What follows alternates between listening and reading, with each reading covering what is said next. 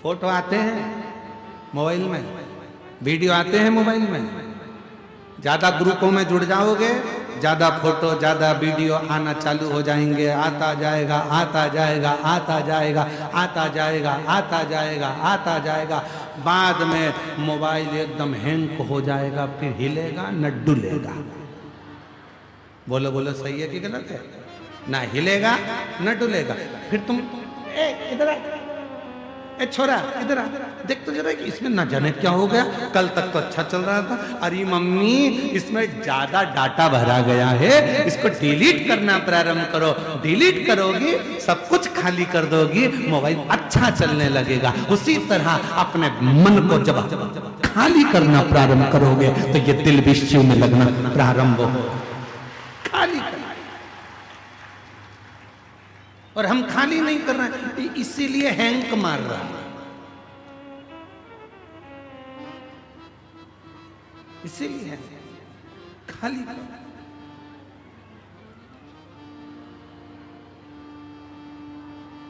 काम काम की चीज रखो जो तुम्हारे काम की है, बाकी का क्या रखा। कचरा इकट्ठा मत करो। इसने निंदा कर दी, उसने बुराई कर दी, इसने अपशब्द कह दिया, उसने ताना दे दिया, उसने आड़ा टेढ़ा कह दिया, उसने ये बोल दिया, उसने वो। दुख किसको नहीं है? संसार में अगर जन्म लिया है तो संसार में जब हम, और आप क्या, भगवान भी अगर इस संसार में जन्म लेते हैं तो उनको भी दुख का सामना करना पड़ता है। कर्म का भोग सबको भोगना पड़ता है। और हम पहले भी कहे, आज फिर कहते हैं, तुम्हारे घर के माता पिता से नहीं डरना, मत डरो। गुरु से नहीं डरना, मत डरो। संतों से नहीं डरना, मत डरो। तुम्हारे घर के बुजुर्गों से नहीं डरना, मत डरो। रिश्तेदार से नहीं डरना, मत डरो। नातेदार से नहीं डरना, मत डरो। मंत्री संतरी कलंतरी से नहीं डरना, मत डरो। किसी से नहीं डरना, मत डरो। परमात्मा से भी नहीं डरना, मत डरो। गुरुओं से नहीं डरना, मत डरो। धर्मशास्त्र से नहीं डरना, मत डरो। पर इतना याद रखना, अपने कर्म से जरूर डरना, क्योंकि कर्म का भुगतान तो भगवान को भी भोगना पड़ता है। कर्म का भोग तो परमात्मा को भी भोगना पड़ता है, उनको भी।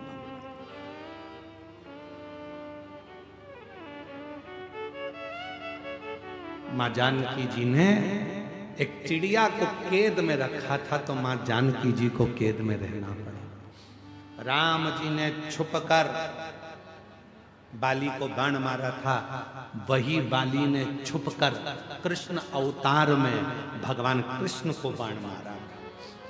कर्म का भोग।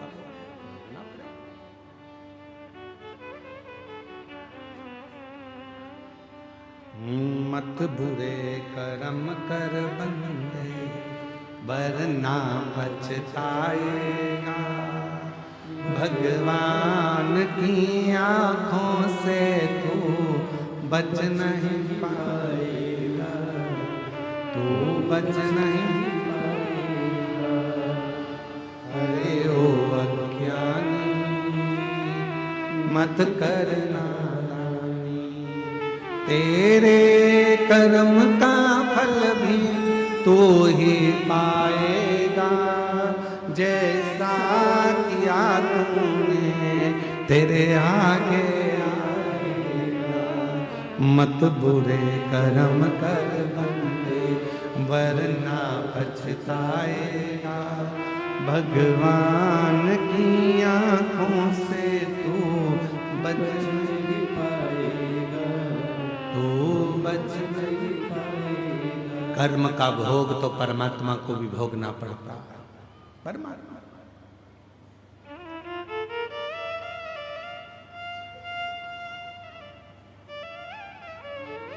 किसने नहीं भोगा? किसने?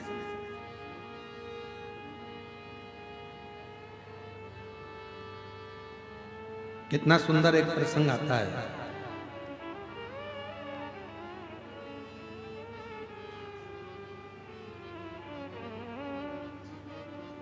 एक सेठ जी सबको पैसा उधार देते थे, सब।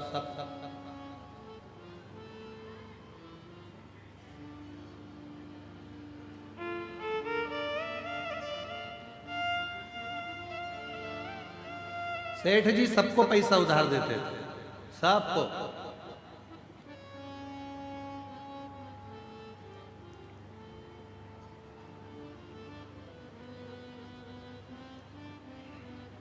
उनके बोर्ड पर लिखा था, हमारे यहां पैसा उधार मिलता है।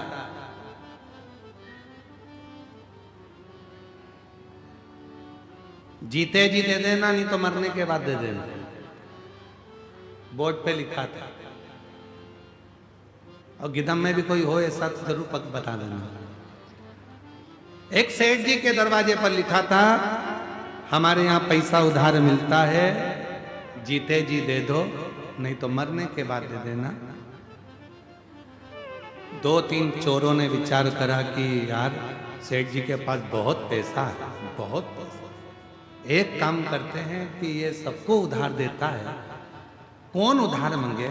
एक काम करते हैं, आज इसकी तिजोरी का पूरा माल निपटा जाता है, सब चुरा लेते हैं। जब इतना पैसा है और सबको उधार देता है तो सब चुरा लेते हैं, सारा के साथ। ठीक है।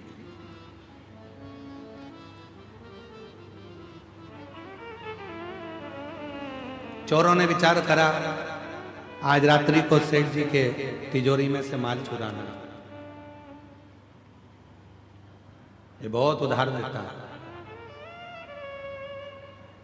चल दिए। सारे चोर इकट्ठे होकर भैंस के तबेले में पहुंच गए, जहां पर भैंस बनती थी, जहां मईस बनती थी। छुप गए। सेठ जी अलमारी बंद करेगा, जाएगा और अपन पूरा के पूरा माल चुरा लेंगे। भैंस के तबेले में, भैंस के ग्वाड़े में वो जाकर छुप गए, जहां भैंस ही भैंसें बंधी हुई थी। चोरों ने छुप कर बैठे थे। इतनी देर में भैंस आपस में बात करने लगी। एक भैंस ने दूसरी भैंस से पूछा, ओ जीजी, तो कितने साल से सेठ जी के यहाँ दूध दे रही है? उसने कहा, मुझे 4 साल हो गए।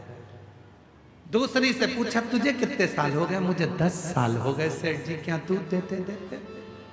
तीसरी ने पूछा, तुझे कितने साल हो गए? उसने कहा, मुझे 12 साल हो गए सेठ जी क्या दूध देते देते। सब आपस में बात कर रही थी। इतने में एक बूढ़ी भैंस के पास में पहुंची। एक भैंस उससे पूछा, तू कितने सालों से दूध दे रही है? कि मेरी पूरी जिंदगी यहीं दूध देते देते निकल गई। सेठ जी नोच नोच के दूध निकाल लेता है।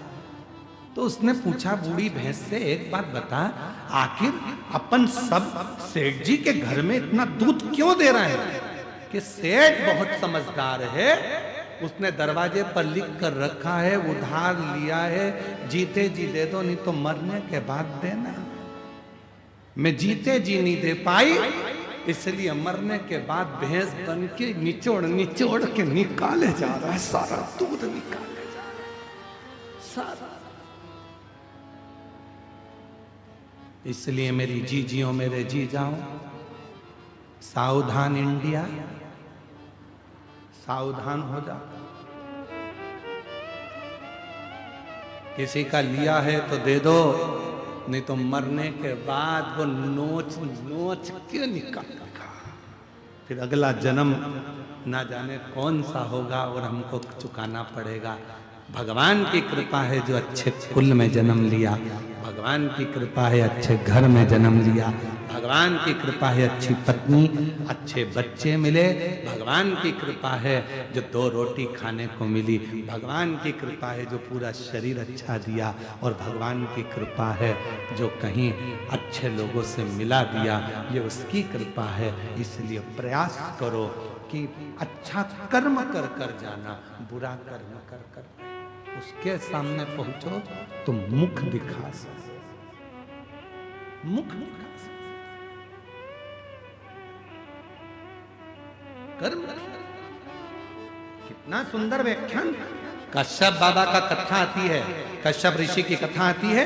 कश्यप बाबा स्वयं एक यज्ञ की रचना करे और उस यज्ञ की रचना करने में कश्यप बाबा को गौ माता की जरूरत पड़ी कि गाय लाओ, यज्ञशाला में बांधना है। कश्यप ऋषि गाय लेने के लिए वरुण देवता के पास चले गए। वरुण जी गाय चाहिए। वरुण जी ने कहा कश्यप बाबा गाय तो दे दूंगा, पर गाय के बछड़े भी हैं, इनको भी लेकर जाओ। कश्यप ऋषि ने कहा मुझे गौ माता से मतलब है, मुझे बछड़े से कोई मतलब नहीं, मुझे बछड़ा नहीं चाहिए। खूब समझाया वरुण बाबा ने, पर नहीं माने कश्यप ऋषि। आखिरी में फिर यज्ञशाला में पहुंचे। विद्वान ब्राह्मणों ने कहा इस यज्ञ को पूर्ण करने के लिए गौ माता की जरूरत है, गाय ला कर दो। कश्यप ऋषि गए, आधी रात को वरुण जी की गौशाला में जाकर गौ माता को खोल कर लेकर आ गए। उनके बछड़े रंभाने लगे, चिल्लाने लगे बछड़े। जब गौशाला में से बछड़े की आवाज आई, वरुण जी दौड़ कर गए। जाकर देखा बछड़े रो रहे थे। क्या हुआ? गौशाला में जाकर देखा तो गाय नहीं थी, पर बछड़े थे।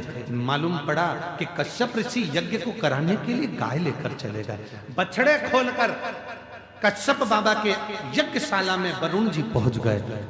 वरुण जी ने कहा कश्यप बाबा आप यज्ञ करो, मना नहीं है, आप गौ माता को रखो, मना नहीं है, पर इन बछड़ों को भी साथ में रखो। गाय बिना बछड़े के कैसे रहेगी? बछड़े के बिना गाय सुनी और गाय के बिना बछड़ा सुना। कश्यप ऋषि नहीं माने। यज्ञ करने के लिए केवल गौ माता की जरूरत है, इसलिए गाय को रखूंगा, बछड़ा नहीं चाहिए। वरुण जी ने हाथ जोड़ लिए, आप या तो गाय वापस कर दो या फिर बछड़े रखो। पर कश्यप बाबा नहीं माने। आखिरी में वरुण जी जाते जाते कह दिया, सुनो कश्यप ऋषि, तुम ऋषि हो गए अपनी जगह के, संत हो गए अपनी जगह के, मैं वरुण आज श्राप देता हूं, तुम्हारा अगला जन्म वसुदेव के रूप में होगा। और जैसे मेरे बछड़े अपनी गाय के लिए रो रहे हैं, वैसे ही तुम भी अपनी औलाद के लिए रोओगे। और वो वसुदेव जी के घर में बच्चे हुए और रोना वसुदेव बाबा को पड़ा। रोना वसुदेव जी को पड़ा। कर्म का दंड मनुष्य को भोगना है। अगर परमात्मा ने हमको अच्छा हाथ दिया, अच्छा पांव दिया, नेत्र दिया, शरीर दिया, सारा शरीर अच्छा बनाया, परमात्मा को धन्यवाद देना, ये तेरी कृपा से प्राप्त हुआ, तूने दिया, तेरी करुणा से।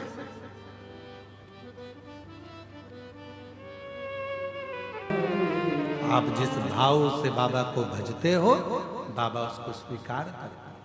समय अच्छा चले, शरीर अच्छा चले, अच्छा करिए। जीवन में हम जैसा करेंगे वैसा हमको भोगना पड़ता है।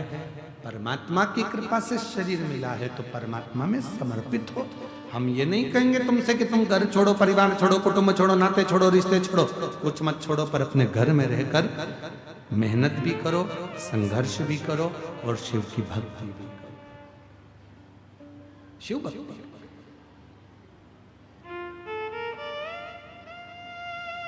ज्यादा बोझा अपने सिर पर रखकर मत चलो। कितना बोझ था मां सती के सिर पर, कितना बोझ। कथा में जरा सा स्मरण करिएगा कि मां सती की सिर पर कितना बोझ था।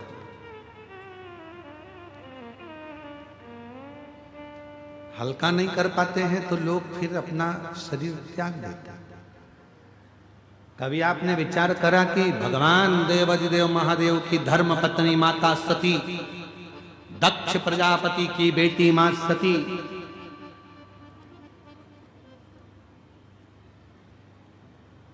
कोई साधारण थी क्या?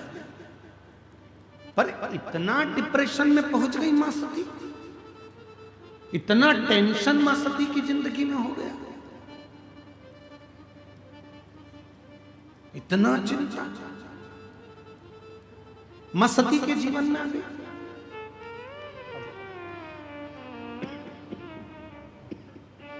आइए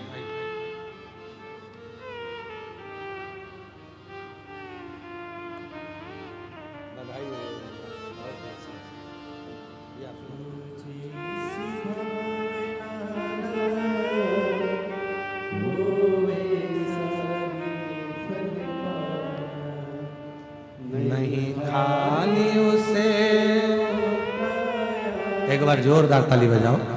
बाबा की कृपा से प्रत्येक वर्ष हर साल कावड़ भरने के लिए कुबेरेश्वर धाम जाते हैं। और जितनी बार जाते हैं उतनी बार बाबा से कुछ लेकर आते। ये शिव मां सती की जिंदगी में कितना कितना भार होगा, जरा विचार करिएगा। मां सती के जीवन में कितना कितना भार मस्तक पर चढ़ गया होगा, जो मां सती ने अपने प्राणों को त्याग दिया। मां सती ने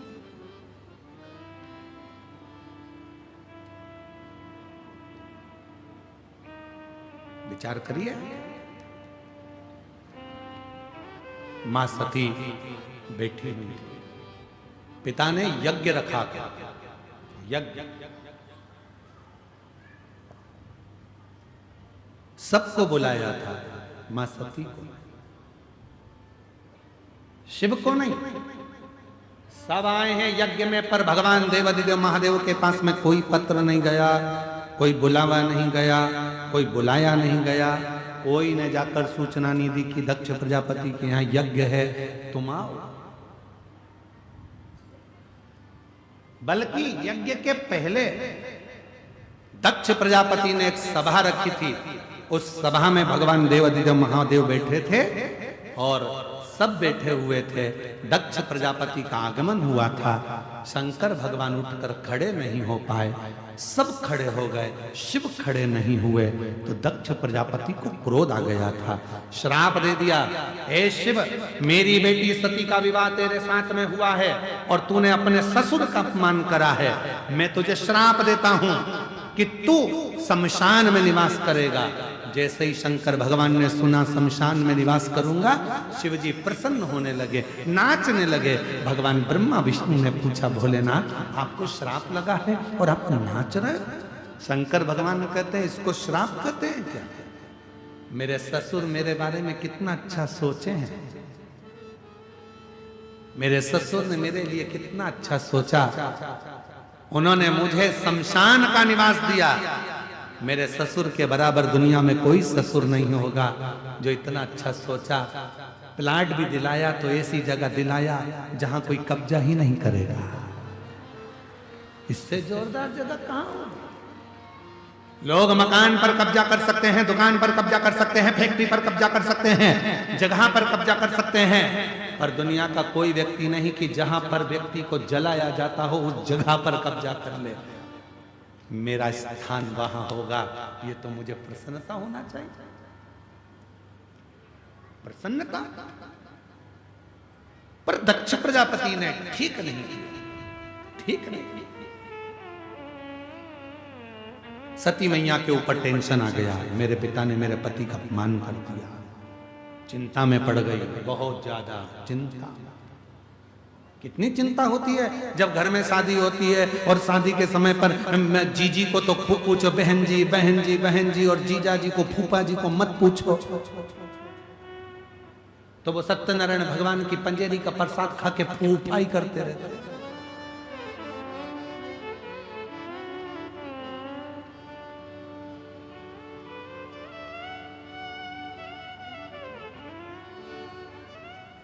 एक ही नाम है जो आज तक चेंज नहीं हुआ।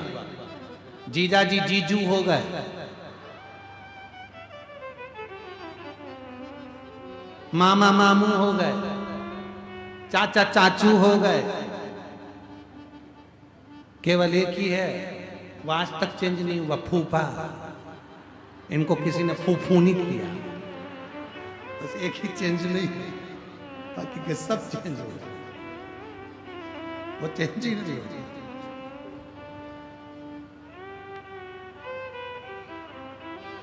महाराज शिव कथा कर रही है, भगवान शंकर का चरित्र कर रहा है, शिव पुराण कर रही है। सती मैया को थोड़ा भार बढ़ने लगा। मेरे पति का अपमान हो गया, मेरे पति को अपशब्द कहा गया, मेरे पति को ताना दिया गया, मेरे पति को आड़ा टेढ़ा कहा गया, मेरे पति को अपशब्द कहा गया। चिंता बढ़ती गई और चिंता क्या बढ़ी? जब सबको बुलाया और सती माता के यहाँ कोई पत्र ना आया, तब और ज्यादा मां सती टेंशन में पड़ गई, भार बढ़ गया।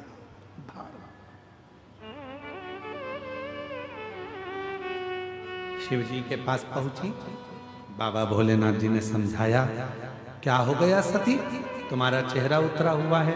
सती ने कहा प्रभु मेरे पिताजी के यहाँ यज्ञ है, सबको बुलाया पर अपने को नहीं बुलाया। शंकर भगवान बोले कितनी अच्छी बात है, सबको बुलाया अपने को नहीं बुलाया, कुछ देना भी नहीं पड़ेगा। उनको मालूम है इनकी परिस्थिति ठीक नहीं है तो क्या देंगे, इसीलिए नहीं बुलाया होगा। चिंता मत करो, तुम तो अपने घर में आराम से रहो। सती कहने लगी ऐसी कोई बात होती है? ठीक है, सती को समझा दिया। थोड़ी देर बाद वहीं से देव ऋषि नारद निकल कर चले गए श्रीमन्नारायण। और जैसे ही नारद जी निकल कर गए, सती मैया ने नारद जी को देखा। नारद जी को देखते से सती ने अपना चेहरा नीचे कर लिया, पर देव ऋषि नारद ऊपर से नीचे आ गया और नीचे आके श्रीमन्नारायण श्रीमन्नारायण। सती मैया ने कहा लड्डू खाओगे? नारद जी बोले नहीं, अब तो तुम्हारे पिताजी के घर खाएंगे। अच्छा तो तुम भी जा रहे हो? हाँ। तो इतने में देव ऋषि नारद ने कह दिया मैया तुम्हारे यहाँ पत्र नहीं आया, तुम्हारे पिता अपने दामाद को भूल गए। सती मैया बोली अब तो ऐसा होता है कि घर के लोगों को पत्र की जरूरत नहीं पड़ती है, इसलिए नारद जी तुम जाओ। तो नारद जी ने कहा जब पत्र की जरूरत नहीं है तो तुम हमारे साथ चलो, हम तुमको घुमा के लाते हैं यज्ञ में। ना ना नहीं जाऊंगी मैं, पति की आज्ञा नहीं, मैं नहीं। नारद जी चले गए। थोड़ी देर बाद में गरुण जी जा रहे थे, उन्होंने भी यही कहा। वरुण जी जा रहे थे, उन्होंने भी यही कहा। सती के मन में उत्कंठा जाओ।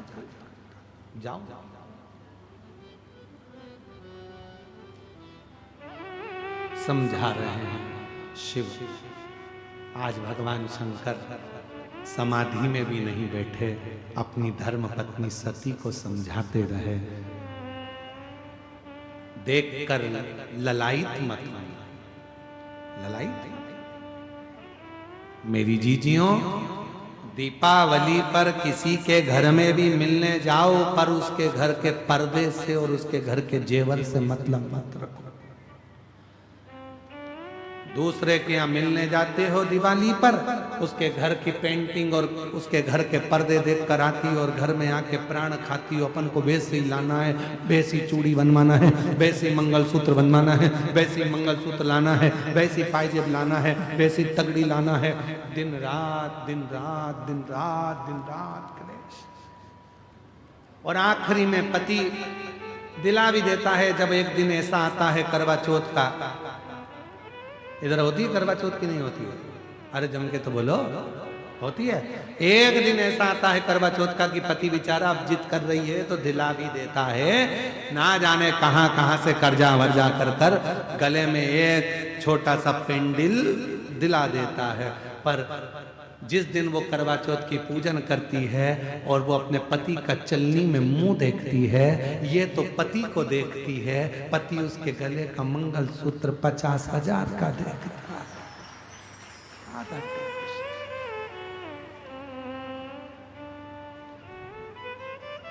ये चंद्रमा को धन्यवाद देती है, पति भी चंद्रमा को धन्यवाद देता है। बारे चंद्रदेव बड़ी कृपा करी, 50,000 का पेंडिल एक दिन में दिलवा दिया है। बड़ी कृपा, बड़ी पर कुछ भी हो, ये करवा चौथ के दिन जब सिर पे पल्लू लेके फिर पांव पड़ती है, तब पति चंद्रमा को देखकर कहता है इसको परमानेंट ऐसी क्यों नहीं कर देता है।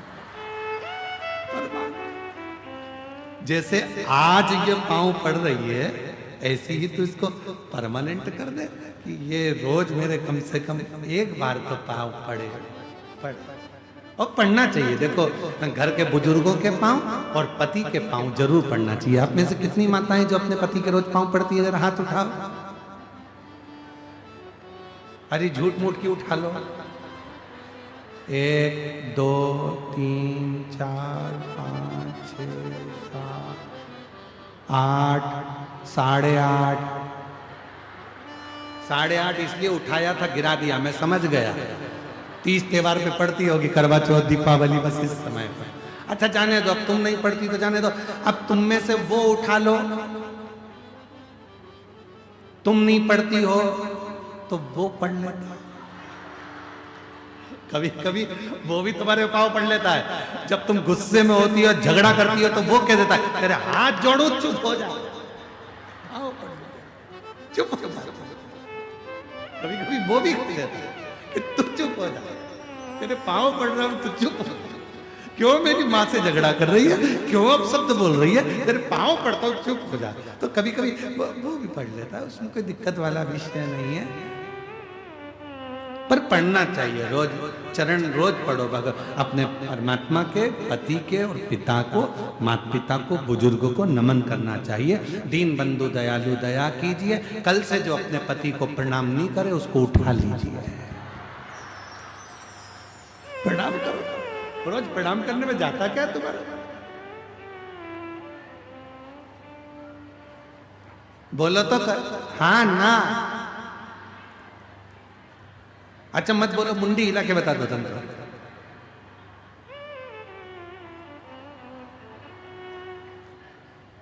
करना चाहिए रोज, प्रणाम करने में थोड़े ना कुछ घटता है, अपना कुछ नहीं करता। महाराज शिव कथा कह रहे हैं, आज के समय के जितने रिश्ते हैं, आज के समय के जितने संबंध हैं, रिश्ते हैं, वो सब एक व्यापारीकरण में चल रहे। तुम हमारा कोई काम करोगे तो हम तुम्हारा काम करेंगे, तुम हमारा ऐसा कर दोगे तो हम तुम्हारा ऐसा कर देंगे, तुम हमारे लिए ऐसा करोगे तो हम तुम्हारे लिए वैसा कर देंगे। ये आपसी का केवल लेन देन है और आपसी का व्यापारीकरण।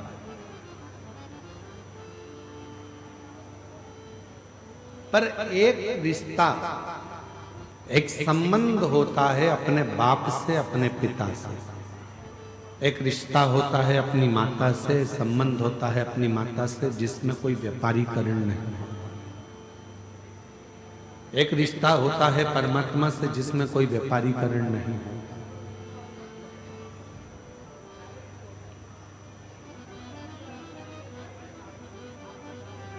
कहते हैं पानी जब बहुत उकलता है, बहुत तेज उकाली उसमें आने लगती है, दूध में, सब्जी में, पानी में जब बहुत तेज उकाली आने लगती है तो उस पर भाप आ जाती है। क्यों आती है वो भाप? उसको कंट्रोल करने के।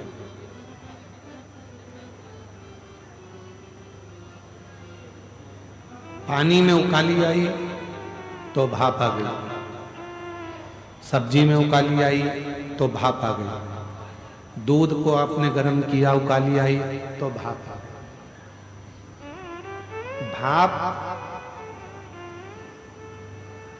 उकलता हुआ देखता है तो आ जाता है। उसी तरह एक हमारा जो बाप है, हमारा जो पिता है, वो भी जब हमें परेशानी में देखता है, कष्ट में देखता है, तो हमारा शिव भी हमारा पिता बनकर, हमारा बाप बनकर हमारे नजदीक है।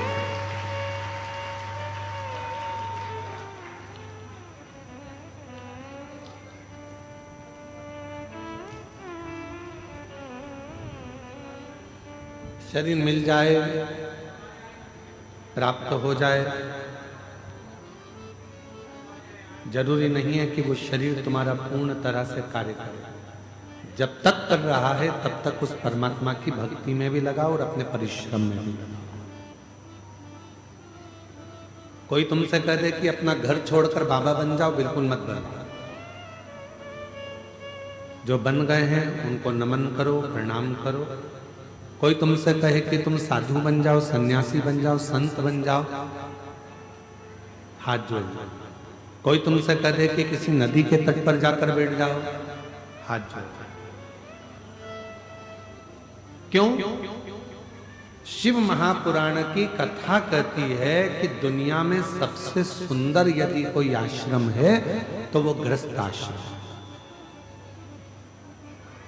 संत को दिन भर में हजारों माला करना पड़ती है, जप करना पड़ता है, तब भगवान प्रसन्न होता है। और घर में रहने वाले व्यक्ति को अगर सुबह शाम भगवान को केवल 2 बार भी नाम ले ले तो भी वो पार उतर जाता है, तर जाता है।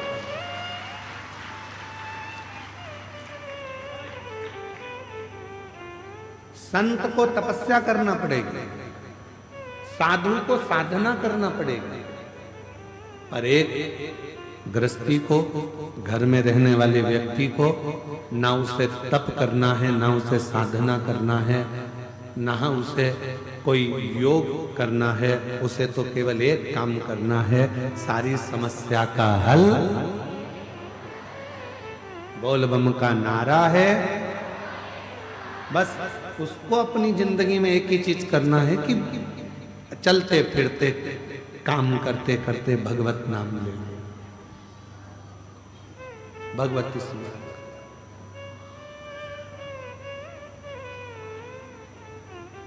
अच्छा समय और अच्छा शरीर, ये दोनों एक साथ कभी नहीं चलते। थोड़ा ध्यान देना कथा पर, आज कथा का तृतीय दिवस।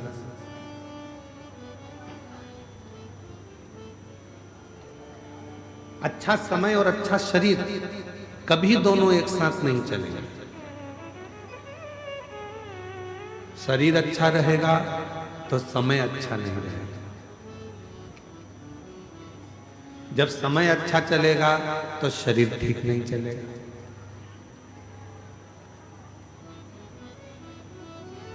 पहले मन करता था बहुत बड़ा बंगला बन जाए, बहुत बड़ा मकान बन जाए, बहुत बड़ा घर बन जाए।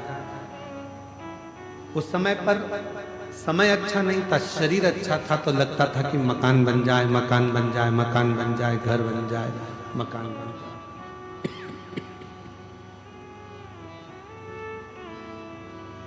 समय निकल गया, शरीर शिथिल हो गया, घुटने दुखने लगे, कमर दुखने लगी, हाथ पैर दुखने लगे। तब बच्चों ने मकान बनाया।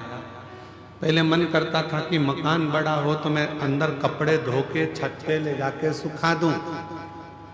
इतना बड़ा मेरा मकान हो, इतनी बड़ी मेरी छत हो, इतना बड़ा मेरा पूरा भवन हो कि मैं कहीं भी मेहमान आए तो ऊपर ले जाकर उनको बिठाऊं, ऊपर घूमूं, यहाँ घूमूं, वहां घूमूं। उस समय शरीर अच्छा था, समय अच्छा नहीं था।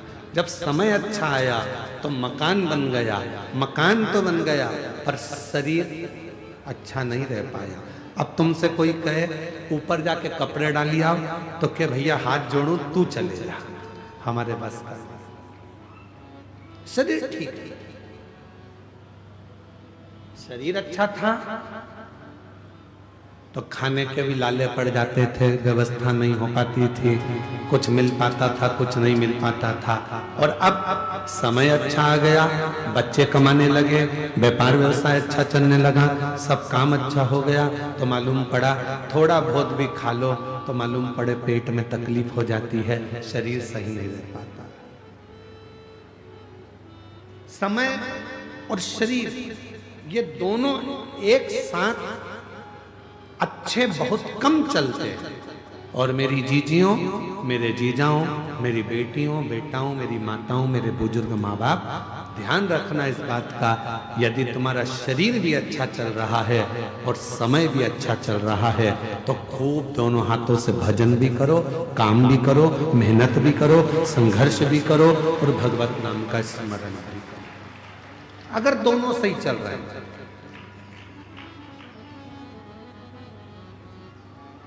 शरीर सही चल रहा है, दौड़ दौड़ के कथा में पहुंच जाओ।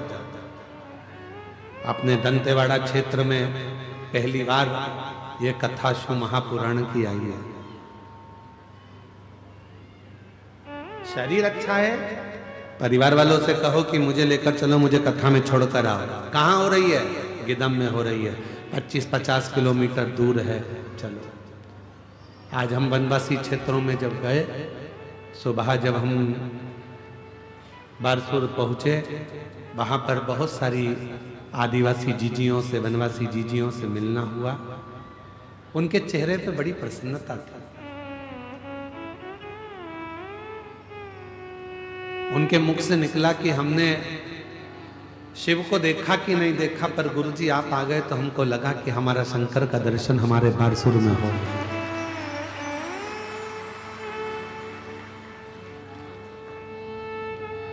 एक बहन अंदर आंख में आंसू भरकर रोने लगी, मंदिर के अंदर उसके आंसू गिर रहे।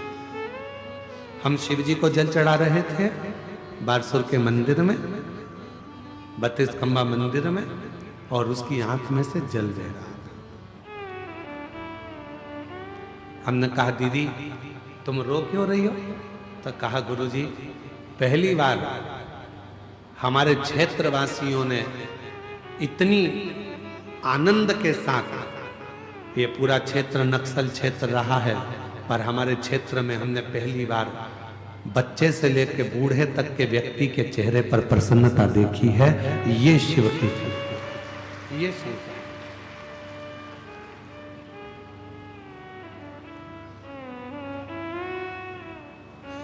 शरीर अच्छा है, भगवान ने दिया है तो इसका सदुपयोग कर लो। मेहनत करने में पीछे मत हटो।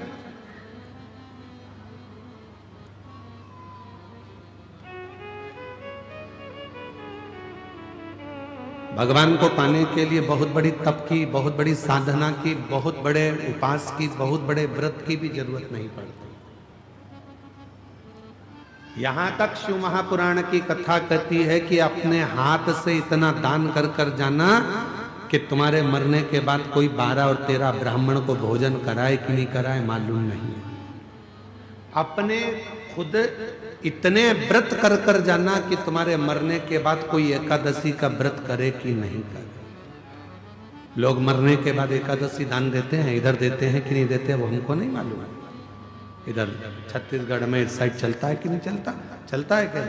मरने के बाद बड़े बेटे ने 2-5 एकादशी दे दी, पोते ने दे दी, बहू ने दे दी, हमारे दादी चली गई, दादा चले गए, परदादा चले गए, उनको हमने इतनी एकादशी दी। फिर लोग मरने के बाद 2-5 एकादशी करते हैं। क्यों करो? किसी के एकादशी की तुमको जरूरत नहीं पड़ना चाहिए। अपन खुद अपने जीते जी एकादशी का व्रत कर लो, अपने जीते जी ब्राह्मण भोज करा लो, अपने जीते जी भगवत भजन कर लो, अपने जीते जी स्मरण कर लो। मरने के बाद कोई कराए कि ना कराए, अपने जीते जी अपन स्मरण करो। सीखो।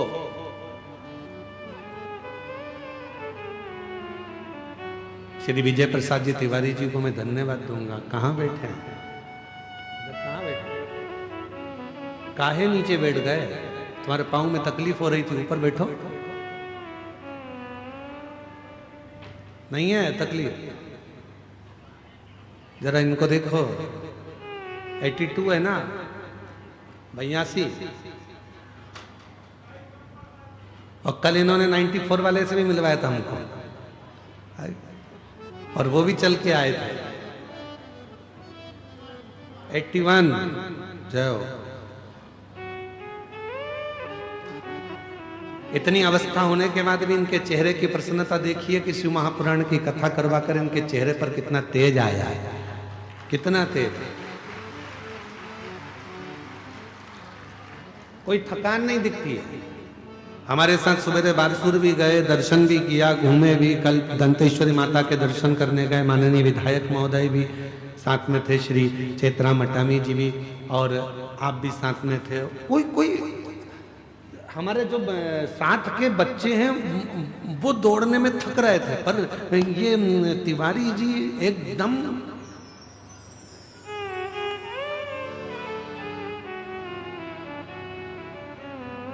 फिट, एकदम आनंद में। उसका कारण क्या है? उसका कारण केवल एक है कि उससे मिलने की आस, उस परमात्मा को पाने की आस, और उस भगवान की भक्ति को धारण करने की आस हमको आनंदित कर देती है। उससे मिलन की आस।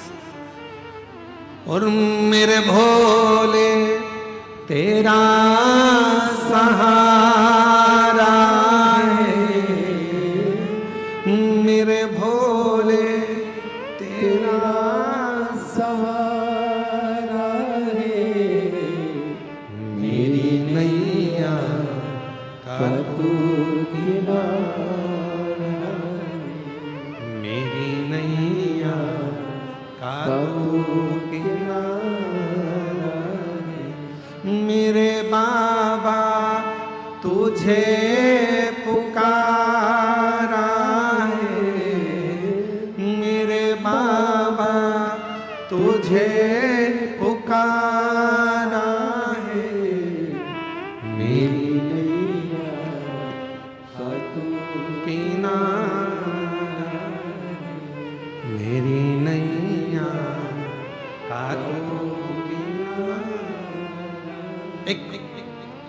शरीर के चलते चलते अपनी एकादशी करो, शरीर के चलते चलते दान करो, शरीर के चलते चलते खूब संघर्ष करो, शरीर के चलते चलते भगवत भजन करो।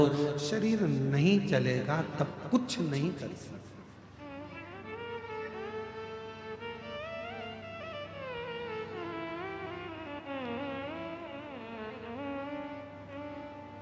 शरीर चले जब तक तीर्थ कर लो, कथा सुन लो,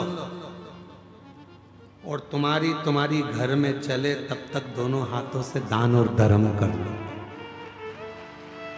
दोनों हाथों से पुण्य कर लो, सत्कर्म कर लो। जब तुम्हारे घर में नहीं चलेगी ना, 5 रुपए भी तुम अपनी किसी को दे नहीं पाओगे। यहां तक कि बेटी को भी अगर कुछ देना है तो 50 बार सोचना पड़ेगा, देऊंगी और कोई ने देख लिया तो।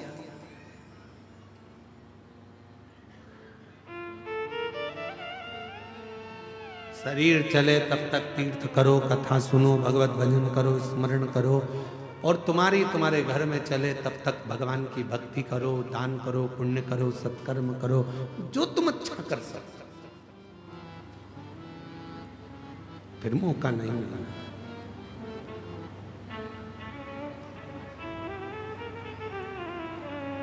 पहली कथा है हमारे जीवन की, जिस कथा में इस बस्तर क्षेत्र में, नक्सल क्षेत्र में, आदिवासी वनवासी क्षेत्र में पहले भी कथा करी, पर यह पहली वनवासी आदिवासी क्षेत्र की ऐसी कथा है जिसमें आसपास के पूरे गांव के लोगों ने मिलकर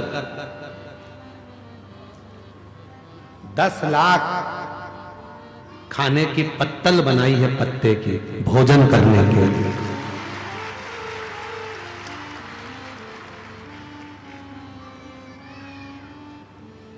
क्या है आदिवासी वनवासी के पास में? यही पेड़ के पत्ते। तो पूछा गया कि आप इस विशाल कथा को जो आयोजित हो रही है वनवासी आदिवासी क्षेत्र में, नक्सल क्षेत्र में ये कथा चल रही है, इसमें तुम क्या कर सकते हो? अच्छा चल रहा था, अब उसमें क्यों परेशानी कर रहे हो भाई? नक्सल क्षेत्र में, आदिवासी वनवासी क्षेत्र में तुम क्या कर सकते हो? तो उन्होंने कहा कि आप बताओ। तो तिवारी जी ने कहा कि अपने जितने भी शिव भक्त यहाँ आ रहे हैं वो भोजन करेंगे, उनके लिए अपन को कहीं से प्लेट नहीं लाना, थाली नहीं लाना, उनके लिए गांव-गांव से सब 2-2, 5-5, 10-10 पत्ते की पत्तल बनाओ और उस पत्तल पर लोग भोजन कर कर जाएं।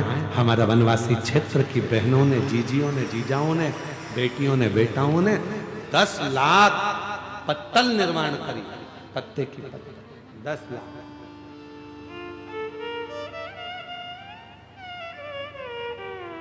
और उस पत्तल पर शिव भक्त भोजन कर रहे।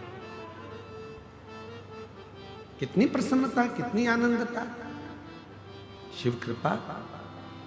तो शिव कथा कह रही है समय और शरीर ये दोनों एक साथ सही नहीं चलते, और अगर सही चल रहे हैं तो आप भगवान की भक्ति खूब कर लो, खूब मेहनत कर लो, खूब मेहनत।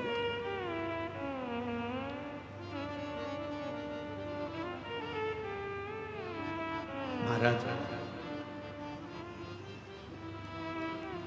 ऐसा कोई संसार में जन्म नहीं लेता जिसकी जिंदगी में कोई दुख नहीं होता। सबके जीवन में तकलीफ है, सबके जीवन में दुख है, पर उस दुख को सिर पर लेकर चलोगे, तकलीफ को सिर पर बांध कर चलोगे तो जिंदगी को बहुत आगे तक जी नहीं सकते, जी नहीं पाओगे। कल एक मां मिली थी, वो कह रही थी गुरुजी मेरा बेटा चले गया है। आज सवेरे हम जब बारसूर गए थे तो वहां एक बहन जी कह रही थी कि मेरे बेटे को ये तकलीफ भी है और साथ में मेरा पति भी नहीं है, बहुत दुख की जिंदगी है, बहुत दुख। हमने उस बहन से एक ही बात कही कि अगर तुम्हारा विश्वास पक्का है तो एक ना एक दिन तुम्हारा बेटा चले